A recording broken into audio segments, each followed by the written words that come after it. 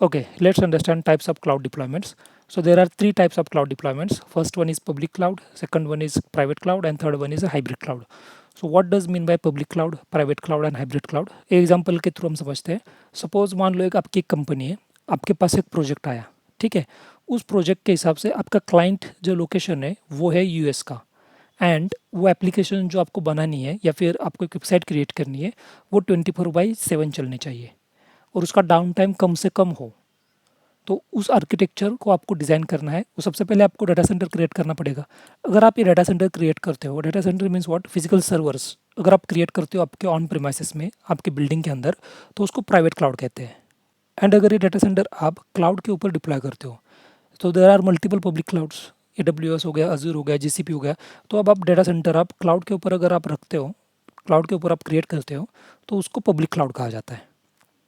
And customer क्या बोलता है, समटाइम्स क्या बोलता है कि कुछ सर्वर्स रहेंगे जो कि इम्पॉर्टेंट है, वो आप अपने बिल्डिंग के अंदर ही रखो. ओके. एंड कुछ सर्वर्स हैं वो आप पब्लिक क्लाउड के ऊपर रखो, मीन्स AWS या अजूर के ऊपर रखो.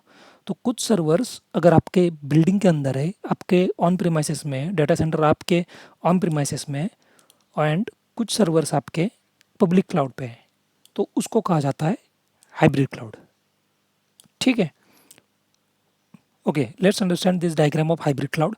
अगर आप यहाँ पे देखोगे तो एक कस्टमर का डाटा सेंटर है, मीन्स व्हाट, आपका फिजिकल सर्वर्स जो रहेंगे आपके बिल्डिंग के अंदर है, आपका कंपनी का बिल्डिंग है, उसके अंदर कुछ सर्वर्स है जैसे कि डेटाबेस हो गया, राइट, ECS सर्विस. ये सब सर्वर्स कुछ है जो कि अपने बिल्डिंग के अंदर, अपने कस्टमर डाटा सेंटर के अंदर रन हो रहे हैं.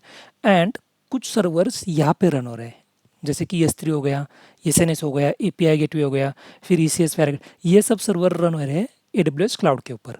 तो कुछ सर्वर्स आपके क्लाउड के ऊपर एंड कुछ सर्वर्स आपके डेटा सेंटर के ऊपर रन हो रहे हैं, तो उसको कहते हैं हाइब्रिड क्लाउड.